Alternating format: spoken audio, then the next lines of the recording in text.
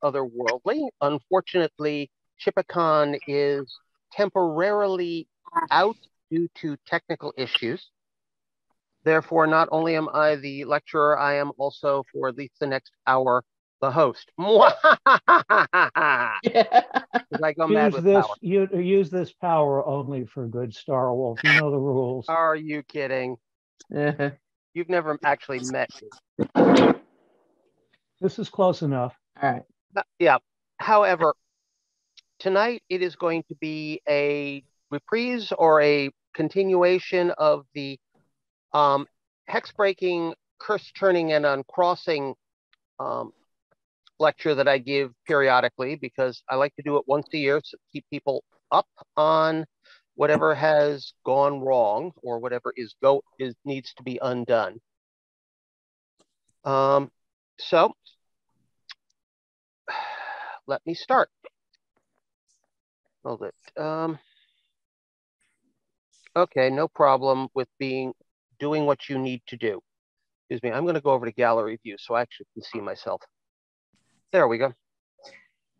Okay, so basically I have been involved in undoing the messes other people leave behind, among other things, for, God, it's about 50 years. I started, as I often say, I started back in the 70s in New York City. I worked for a while in the basement, under the table, and unofficially in the Warlock shop and then the Magical Child, mixing the powders and oils and other liquids that they sold upstairs. So I got a ringside seat for the witch wars of the late 70s and early 80s.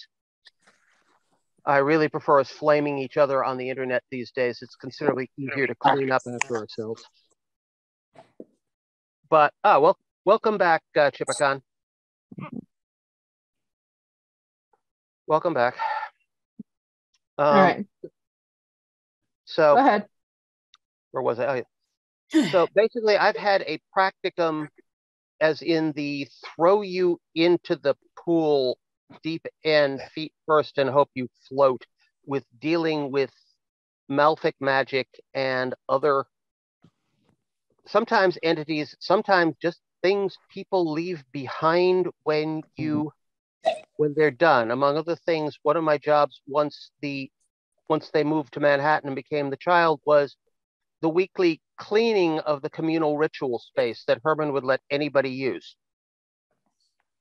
Which means you had an interesting collection. You had Dianics, you had Thelemites, you had Gardnerian witches, you had Satanists, we really didn't have a lot of heathens back then, but you understand, it could basically have been at sometimes the equivalent of a magical toxic waste dump. Or the dumpster out behind the mall. So I've gotten very good at as it were, at cleanup. So I'm going to start with a couple of recipes. One of these years, I'll actually have them written down so that I can just post them. We are going to start with what I call the basics. First and foremost, war water. War water is terribly easy to make. What you need is a clean glass jar. You're going to need a lot of clean glass jars.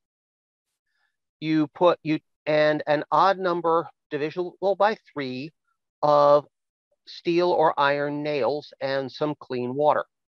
Quick question. This is a what jar? War. A glass jar. War. A glass jar. No.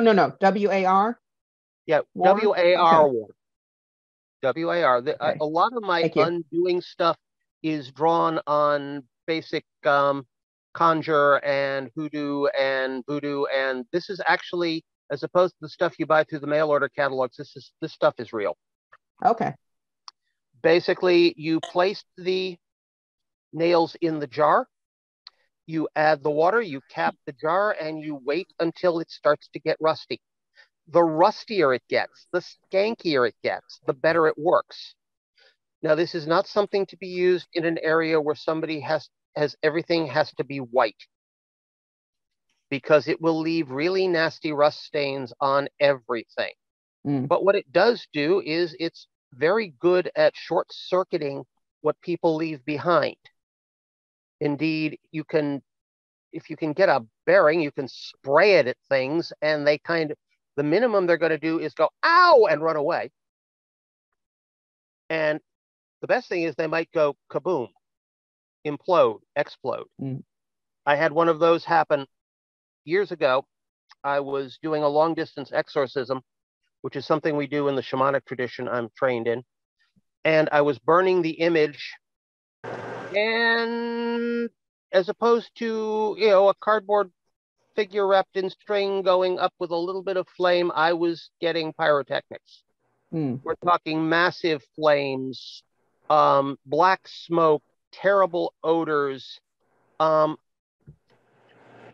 things trying to reach out of the flames. I kept spraying it with war water, and first time, little, second time, third time, we get what amounts to a scream, and it disappears, leaving behind basically the odor of burning diesel fuel.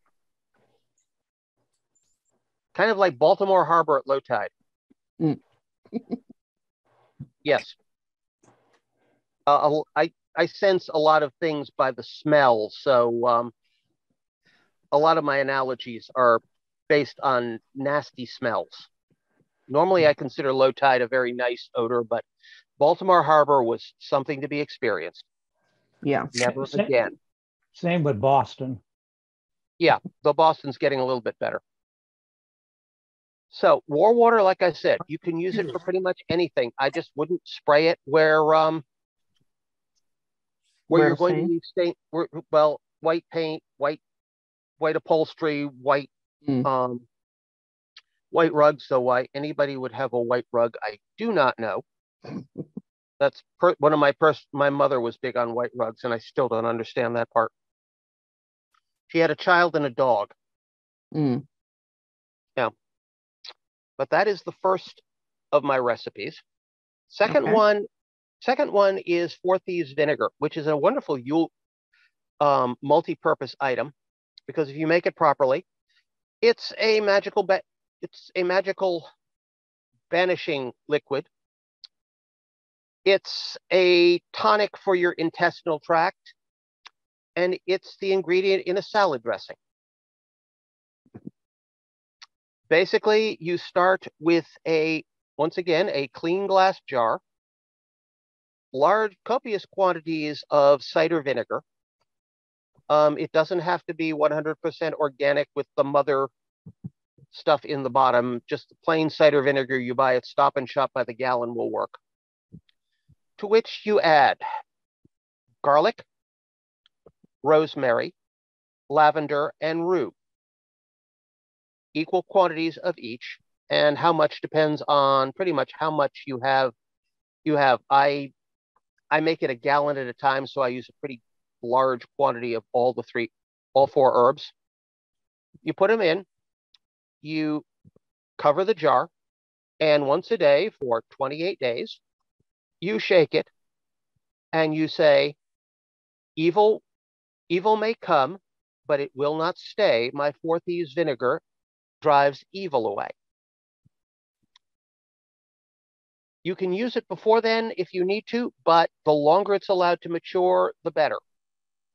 And as I said, this can also be used as a salad dressing. Mix it with a really nice, extra virgin olive oil, and it's not bad. I'm not big on vinaigrette dressings myself, but I can see how it would work. You can also take a couple of spoonfuls, making sure none of the herbs are in the spoon if you're having stomach troubles. For some reason, cider vinegar tends to settle things like sour stomach. I don't know why. I would think it would actually make them worse. Okay. Other things, as it were, in your arsenal. Salt, obviously. Once again, it does not have to be virgin sea salt from XYZ. I usually just have a big box of kosher salt around, which I use for both cooking and magic. It's also very good for doing hot water salt baths, though then I mix in some Epsom salts that draws toxins out of the body. What I've else got is it? What is it? What are Epsom salts? Because I've seen people using them to clear energy by burning them. You can. It's magnesium or manganese sulfate, I believe. Epsom salts. Magnesium sulfate. Magnesium. I thought it was manganese, but okay, magnesium sulfate. I defer to your greater knowledge of mundane chemistry. And it can also be used in, as it were, a bath to rid you of negative energy. Because for that, you run a bath as hot as you can stand. You pour in cup of salt. Once again, you can use sea salt if you want, in which case get the pink stuff. A cup of Epsom salts, small handful of lavender flowers. Stir, get in, and you basically sit in it until the bath goes cold. Then you drain the bath and you immediately shower off, because you're going to have all those wonderful salts adhering to your body, and you're going to get very itchy very rapidly. But one of the important things is, while you are showering, visualize anything negative left pouring out of your pores and off of your body and down the drain. You need a really simple way of getting rid of an X. Once again, I use Doc Bonner's soap simply because it's a good organic Castile soap, and I found it would, unlike synthetic shampoos, it would actually lather in the hard water of New Mexico. How hard was it? We had stalactites coming off of the shower heads. But specifically, as you are doing your lather, borrowing a verse from South Pacific.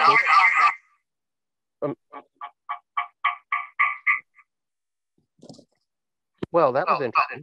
Okay. Beg your pardon, Madeira. I'm going to mute you. Yep.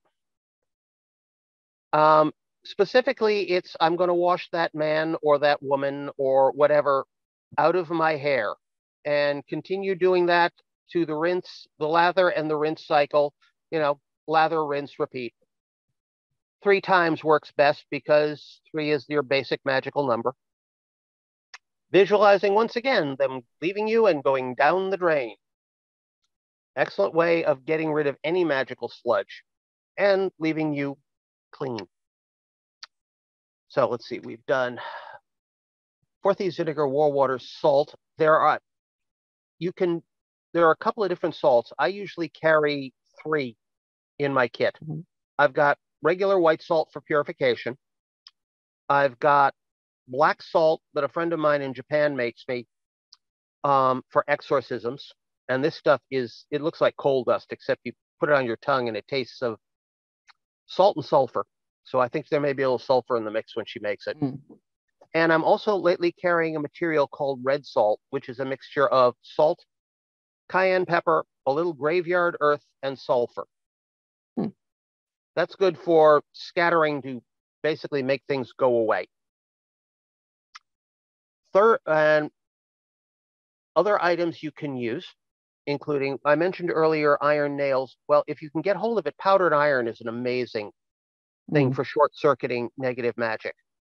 It's getting a little bit harder to find, because you can't just go to the hobby shop and buy a bottle of iron filings, or actually powdered iron works better than filings. But basically spray it or blow it. I also refer to it as fairy mace. Blow it at them and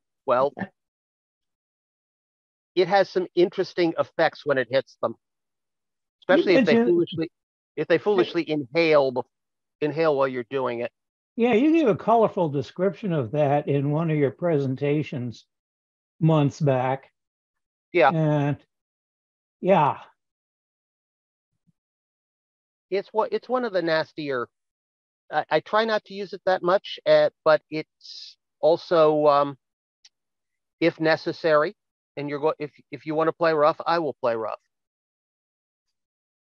As far as, let's see, there's that. There's also what I refer to as the hex breaker powder, which is a mixture of, once again, salt, powdered garlic, powdered iron, and rosemary, all ground together in a mortar.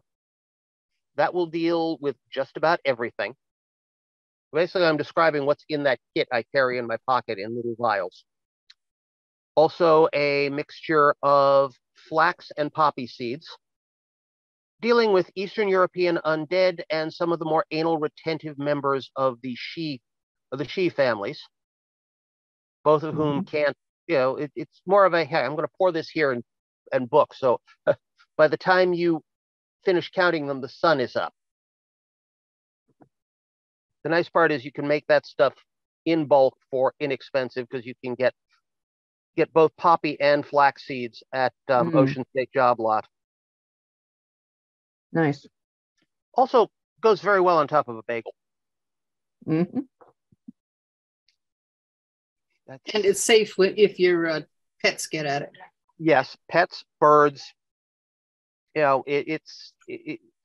try to go as minimal impact as possible, which is why I tend to use salts mostly indoors, because you can always burn the grass if you have too much salt. Yeah.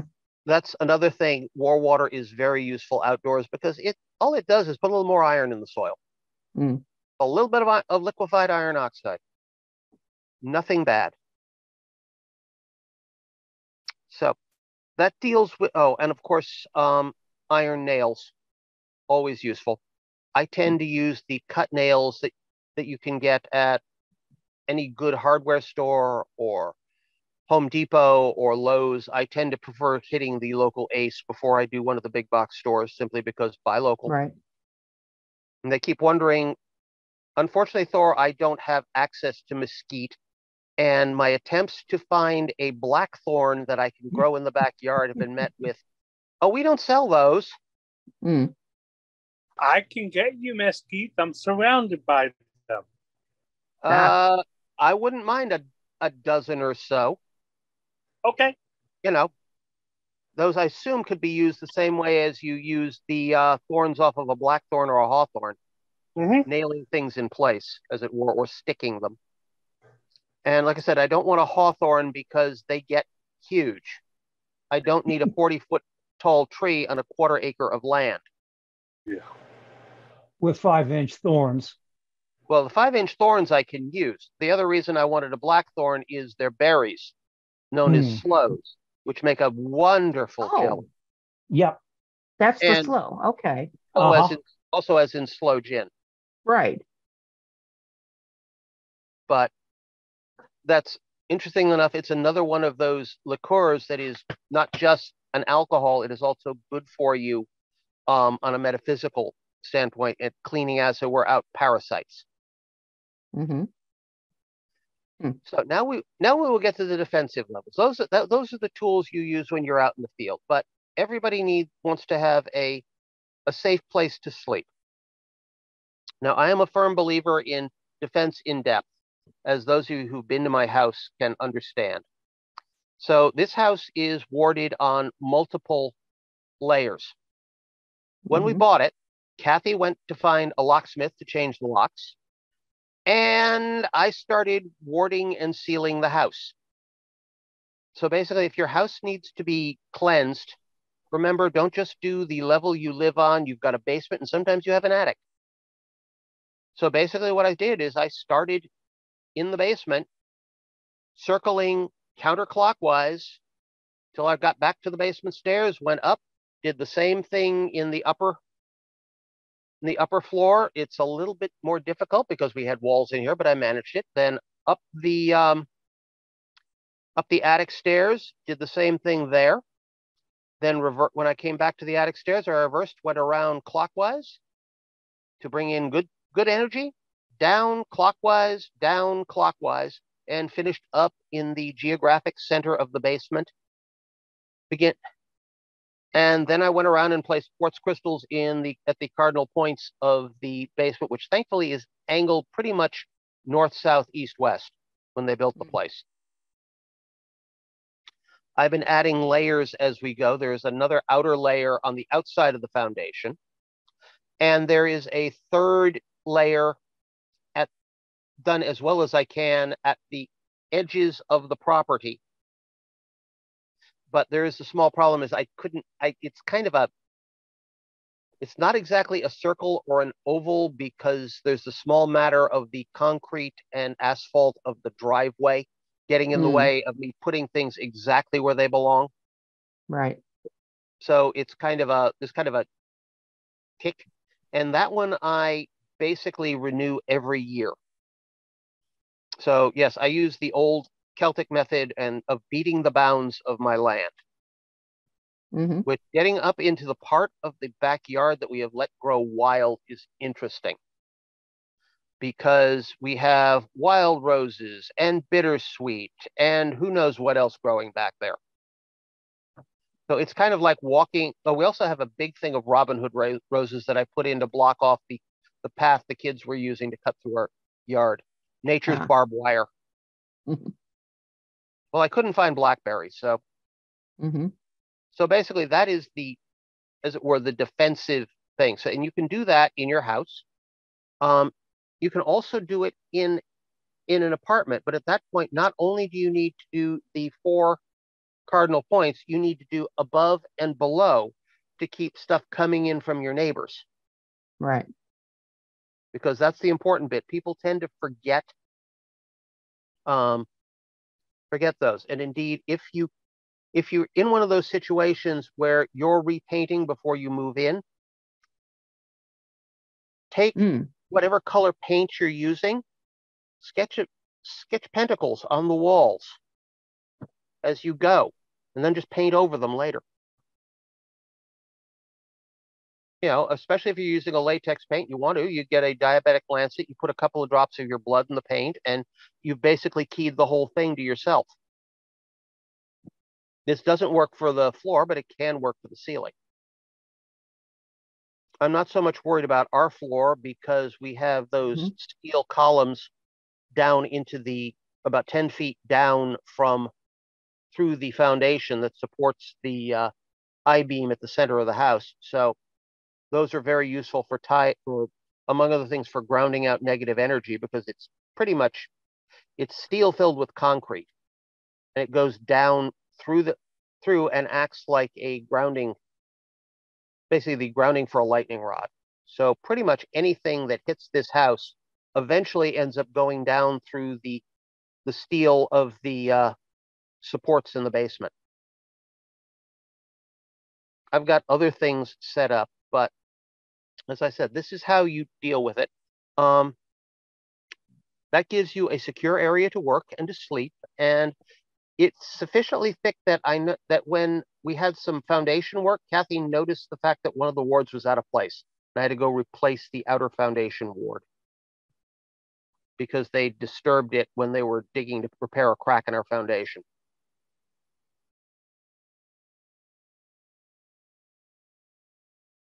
Okay, that is the beginning. I love to do situational, so if anybody has questions, feel free to ask. Hello? Sorry. Yeah. Well, I know that when we moved here, I'm in the desert, and so we basically knew that our land, because it had a whole bunch of mesquite trees on it, was already kind of naturally wooded.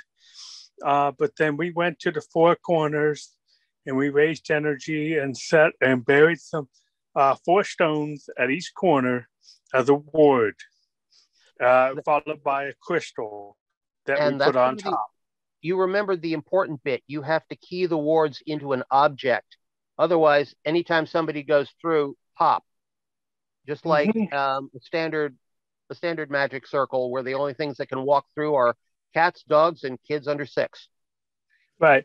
And followed by that, then we also put stones that we painted the eye on and put them around the property. So that should keep things away, because that also, I want to emphasize something else. We have foo dogs, at the front and back door.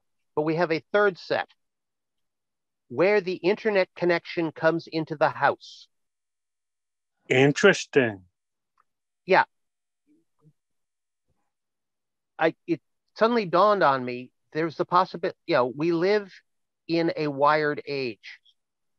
Right now, we are sitting staring at our magic mirrors and talking to fellow witches, wizards, and whatever else, some hundreds, some thousands of miles away. And it all comes in. It's wireless, yes, but it all eventually hits the modem, and the modem connects to a wire, and the wire connects outward, and that's a hole in your defenses. That makes sense. Yes. How about your electrical feed as opposed to an electronic feed? The electrical feed's got almost too much voltage going through it. All right, so it self-wards. Yes, especially if you've got really good armor, the old-fashioned Romex armored cable like we do, which is wrapped in steel. Mm. Yeah, never underestimate the qualities of ferrous metal for making malevolent beings' lives interesting. I know that for radios, they talk about, in radios and things, they do things like they put a special filter thing on the wire to prevent RF from getting through, but they also, they use a copper strap as a way of doing that. And ironically, those same things also do sort of protect the equipment too. And the RF chokes that they use, those are basically made out of iron. I've got a bunch of them, of miniature ones that I bought when our local Radio Shack basically went down, because I had this plan of building a very, very tiny railgun, but I couldn't get enough of them, and the timing circuit was a bear. Matching the acceleration. Yeah, they are basically tiny solenoid coils. They're an iron donut wrapped in insulated copper wire that picks up extraneous radio signals and sends them out through the earth ground. Yes, there is a certain resemblance between electronics and magic, because both of them are very dependent on your ground. And that's always in electronics, because those ferrite coils, I've been dealing with those since I started playing with computers over 40 years ago. And they were always an essential. Usually they would wrap it around the video wire to prevent stray signals. Yeah. But you never know where you would see them. Fiber optics today means there's less of that, because they don't pick up stray signals. But, and as far as the electrical service goes, if something can swim upstream through a 200 amp service, good luck. Okay, I want to throw a couple things at you. One of them is people are often concerned with having been cursed, having another witch or another practitioner throw negative stuff at them. And a lot of the warding and things you mentioned will take care of that. But there's also the being at the wrong place at the wrong time. Sometimes there is no malevolence. There is simply you stepped in the dog poop because you weren't paying attention, and you have to cleanse it off. I believe is oops. Yeah, the oops factor. Can you address cleansing for when you've stepped something? First and foremost, if you think you've been cursed, I would start with a sea salt, Epsom salt, and lavender bath to basically cleanse you. Maybe a shot or two of Thieves vinegar down the old hatch. If you've really got a problem, there's an old method to get rid of, especially if you've got a ghost hanging around you. You need some dark rum and some gunpowder. You pour a good jolts of dark British Navy style rum. Sprinkle, maybe 1/8 of a teaspoon of black gunpowder on it. You set it on fire and you drink it. Whoa. Really? Okay. It's Now, what would you recommend for someone who can't or doesn't guys drink? of us with beards and mustaches? But I was about to say, and this is better than being cursed. Yeah. Yeah. Now, what Yes. about those who don't drink or can't drink for whatever reason? I would go for the 4 Thieves vinegar. Okay. Okay. Also, you might also consider a bath containing rosemary. Rosemary is good for getting rid of ghosts. I burn it. I've got it in the form of tinctures because I'm married to an asthmatic, so I burn very little in this house other than dinner occasionally. Now, I understand putting a couple slices of onion in a saucer with vinegar in it will absorb a lot of negative. Yeah. Just remember that you've got to get rid of it in the morning. Oh, Don't duh. eat it. Well, it's amazing the number of people who don't remember the last step of getting rid of things. Mm-hmm. Put things away when you're done. One of the greatest items for getting rid of, say, the ashes of burning a chain letter or the liquid left over from doing the onion and vinegar thing is your toilet. Down the toilet and let it go. And I would send something cleansing down the toilet next too. Yeah. I think that might work better if toilet, in public toilet works well.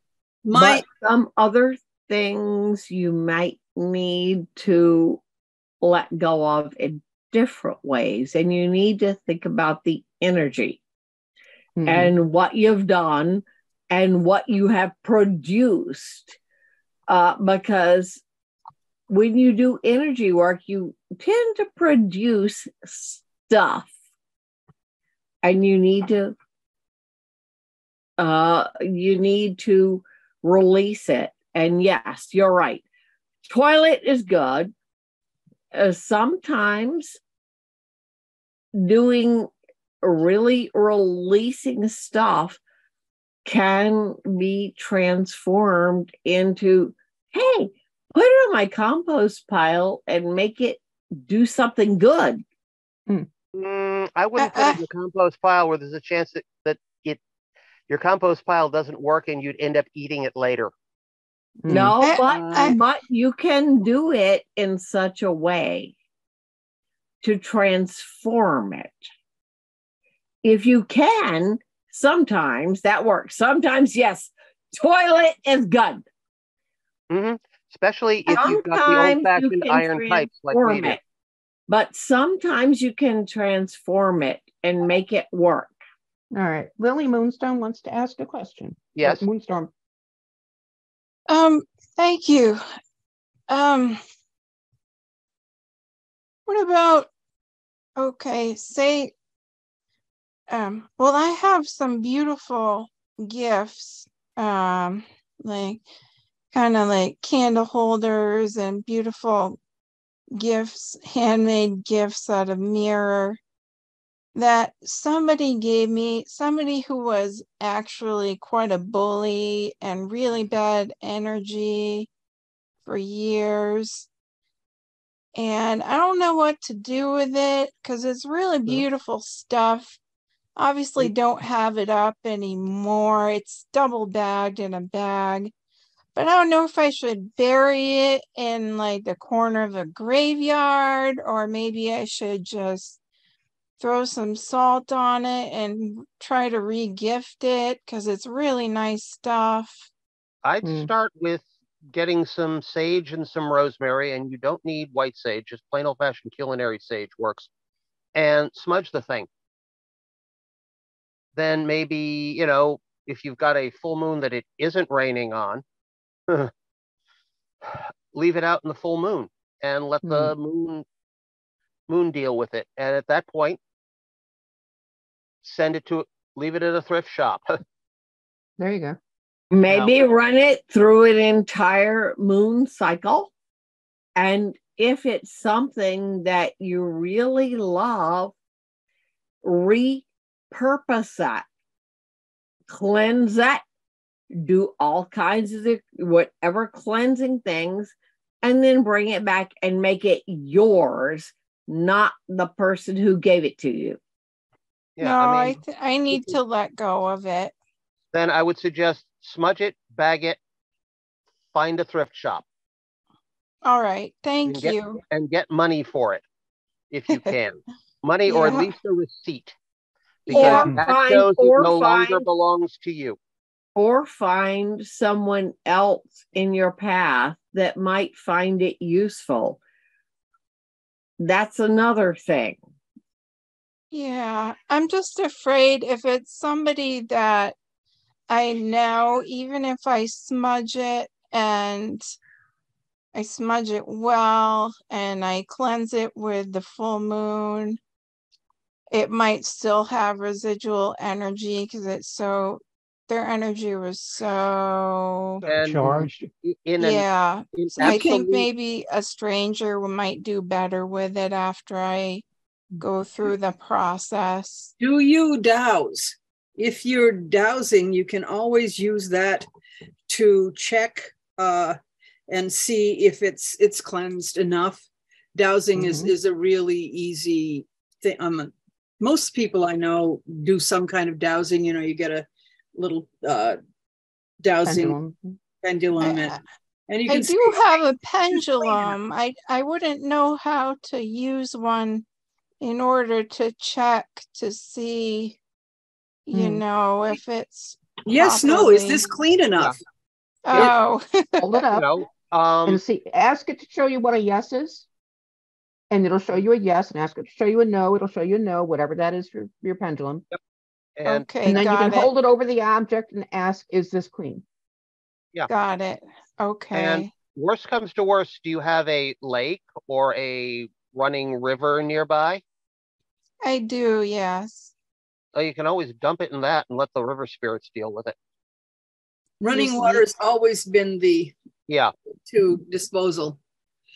Basically consecrate it to the spirit of whatever lake or river you've got and in. Work for our Bronze Age ancestors. There's a reason why over in England they're always finding broken swords and medallions and jewelry in running bodies of water. And for what it's worth, even small creeks of running water work really well for this. Yeah. The nice part of living where I do on Orton Brook Drive, I've got a running stream half a mile down the road with a nice bridge over it that I can stop and just bloop. If I really want to I go down to the state park a mile away and dump it in where it's deeper. I'd like to go back to what you went by really fast in case people didn't catch it. Joe, that was upside down. I'm sorry. If you sell something, it's like if you it transfers ownership. Exactly. And so therefore if you can get a penny. It's something like if you give somebody a knife as a gift, they will cut themselves with it unless they give you a penny so that it's the same principle. It's the same principle. Once money has been exchanged or a service has been exchanged, it doesn't necessarily have to be, I prefer hard cash, in which case, even if it's just a couple of pennies. All right. There is symbolic. Yeah, it's the symbolic exchange. It becomes their problem. I think that Joe Links for had knives. To say.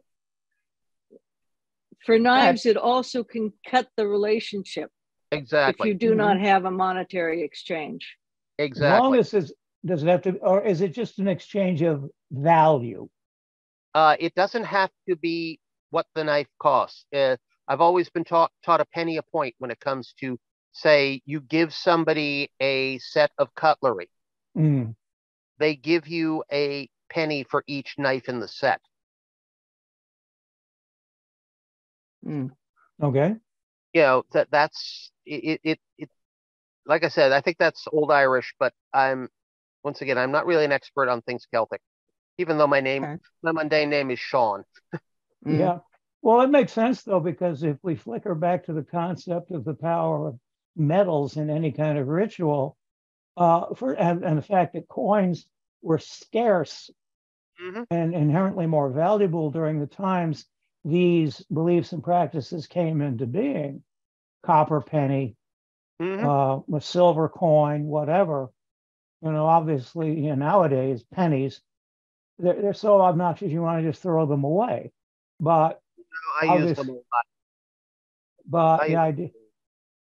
Just anything that, it's like that Alleyman tarot that Jen has, where if you meet the Alleyman, his fee for service is 17 pennies, which you will always suddenly discover 17 cents. Will always find in your pocket, even if you had nothing. No, that would not be a problem. I've got cleaning coins out of my pocket is a constant job. I seldom carry cash, so I have issues with it these days. Yeah, I am a firm believer in cash, so that's not a problem. No, basically, even the modern zinc, copper-clad zinc pennies will work. It's the symbology. I mean, if you can give them, if you can give him an actual bronze penny, which is what the old pennies were made out of, that would be even better. And even better would be an actual silver dime, which is way more value than most people handle. I'd like to address the question of luck, which in the Norse or heathen thing is it's an attribute that is passed down families. It can be given by a spirit. Somebody can, in the sagas, people could steal somebody else's luck. And I have seen people who were, I have a friend who I swear she's jinxed. If there's a way, I will always come up sunny side up. Things work out for me, but I would not loan her my car because her bad luck was so bad. I was afraid that it would break down while she had it. So one possibility is she might have an astral parasite that's feeding on what amounts to positive entropy. Yeah, but I'm saying, what do you do about that to help your luck if you have I'd start with jewelry, oddly enough. I certainly wear enough of it. I don't know if you can see here. One of the things you can definitely see is I'm wearing an iron troll cross. Plus, yes, that's for keeping away various things. Okay. Also, for dealing with negative energy in general, amber and jet worn together, somewhere's under the pile of stuff that I wear and under the beard, which really needs trimming, is a necklace that I made of alternating amber and jet beads. So that what happens is the combination of two, it's a synergy. They soak up negative energy, they transform it into positive energy and feed it into you. So basically, the harder they hit you, the stronger you get. And if the necklace shatters, run. That's my usual rule of thumb for dealing when you've got, crystals or talismans or other items for dealing or deflecting negative energy. If it shatters, burns, or breaks, run. It's probably more than your pay grade. Yeah, when hematite shatters, it's usually not a good thing. But you also have to realize there is effectively bonded hematite that, like, they make those, remember those annoying clackers that kids used to play with? Yeah. Those are not natural hematite. Though that is basically hematite ground into powder and with a little bit of resin and pressed in a mold and then magnetized. Yes, hemolite, they call it, a trade name. Yeah, and it has a nasty habit of, a lot of hematite rings are made out of that too. That has a nasty habit of just shattering because it has no real internal consistency anymore. What do you mean run? Should you take? What do you mean? Something really negatively powerful has something that negative hits you, that things start shattering. Run, get out of the Where area. do you go? Anywhere. hopefully back to your warded house and you call somebody like me. So I have like a broken crystal I wore a lot. It was a black tourmaline. Should I go bury that in the cemetery across the street? I would. I assume it just one day shattered. Yeah. It broke. Well, one tourmaline will break along its long axis because that's the way the crystals form. But specifically, yeah, burying it in a grave. You don't necessarily have to have a graveyard. You can bury it in your backyard. Yeah. No reason to bother the dead for that. Okay. I mean, Just return it to the earth. Yeah, I tend to. The only reason I visit graveyards is when I need their assistance, or when I need to talk to certain beings that, well, graveyards are the best place to get in touch with them. Well, like, my front yard is essentially a giant graveyard. Okay, then I bury it in the backyard. Just Okay. like I said, why bother the dead when you don't have to? Yeah. It, among other things, it tends to make their guardians testy. And you don't necessarily want Hel or Baron Samedi or Yama or any of the other lords of the dead putting you on their naughty list.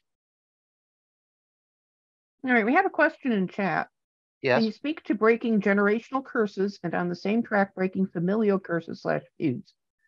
More intense than a cord cutting or warding. Let's start with familial curses because I was dealing with one. Basically, step one, you cut all contact with that person. And you do not let the other members of your family guilt you into renewing contact. I had to basically cut off my mother for 8+ years. No contact, no communication. First thing I knew she died is when her lawyer called me. And that's how I handled it. It was one of the best weekends of my life. Does that answer your question? As far as generational curses, I've never had to deal with one, so I'm not sure how I would do it. That's almost you might almost need to do shamanic work and go talk to the dead. So you need somebody who is qualified to do journey work and who can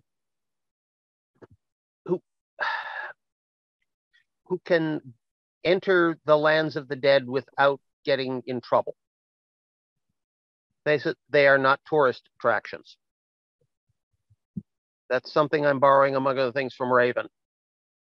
Another thing that I would point out is just rather than just going generically to a graveyard, pick one grave and develop a relationship with that dead person. Don't treat them like they are clerks at a grocery store and interchangeable. Get a relationship so that when you are working with them, with their graveyard, you're burying things in there that they're going to cleanse or protect the world from, that you're working with a friend or somebody that you've got a relationship with. I have a slight advantage in that right in the center of town is the grave of Dr. Lyman Hall, who was one of the signers of the Declaration of Independence. Okay. Oddly enough, he was the representative from Georgia, but he was born here in Wallingford and is now buried there. His sarcophagus sits in the central burying ground right off of Center Street. Nice big red granite thing. But that's we might want to have an entire Wednesday about you working with graveyards. Actually, it's starting to sound like a complex topic. That also sounds like it should be a panel. Yeah, it does. But I have, I like to work with relatives. And I mean, certainly historically, what the heck was the veneration of saints and touching their relics and taking dirt from their stuff and rubbing things on their graves if it wasn't working with the dead. So it's not. I prefer strangers because most of my relatives weren't worth the powder to blow them to hell. Yeah. You know, I'm one of those people who has a really bad relationship with my more recent ancestors, and the really distant ones, not necessarily either. Some of them were monsters. Mm. When you're getting people like Temujin and Ivan the Great, do you really want to talk to a men who burn cities for fun? Well, that is, in a certain way, it's breaking you free from an ancestral line of assholery. You're cutting away from the family pattern. As I said, the ancestor I tend to work with when it comes to a place where, you know, I can leave things or harvest small amounts of grave dirt is one of the signers of the Declaration of Independence. So he's kind of a national ancestor, if you think about it. Yeah. I'm going to point out there's about I 7 minutes John Adams, to go. but I can't get near his grave. There's about 7 minutes to go. So if there are other things you wanted to talk about. Hold on. One of the things I will say, though, bear in mind, if you're connecting with ancestors, know that they are byproducts of their time. Yes. Make sure you understand that, because, for example, we went through Baltimore and my wife interacted with Edgar Allan Poe. The man was a diehard womanizer. Oh, so dear. It came through pretty clearly. But he liked wit, he liked intellect. So he would want the banter and stuff like that. But you know that, there's pain there in his past. His wife died of a horrible illness. So I think he lost his kid too. And there's a lot of pain in his life. So bear in mind that sometimes those kind of things will come through as well. So be prepared. They came with their own lives and experiences. There are many things, as we follow the threads, both through our ancestors, that there were good things, there were bad things, there were things that frighten us. Yes, we have to go, all right, I am not the person who is responsible for what they did, but I have to look at it and put it in perspective. But I also have to take, in their time and place in history, there were things that we would be appalled about today that were acceptable when they lived.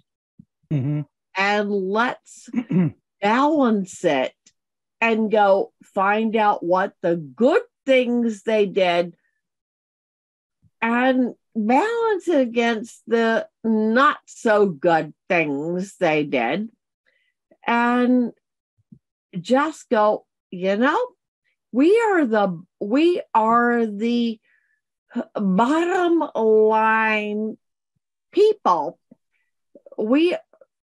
I am the person that deals with all of this, but I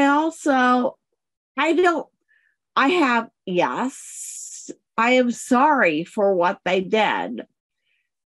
And there may be a little amount of guilt, but if I come out to who I come out to, that's okay. Yeah. It's interesting because one of the things you talk about working with relatives, and the first thought that popped into my mind is that my mother and father are buried side by side at the military cemetery out near Fort Dix. And there was always this sense that I never really connected with them the way I should have. And by the time I was there to do it, they were gone. And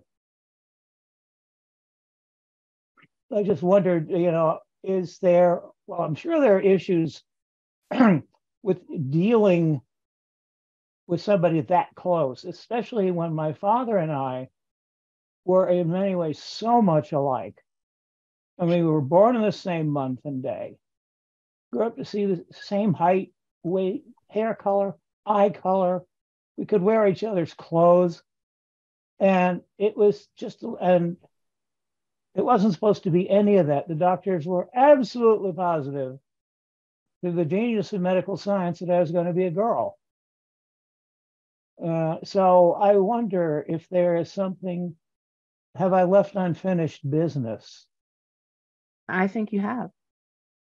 As your wife, I am probably not very unbiased in saying that, but I think you have left unfinished business, and you have so little connection with your family now.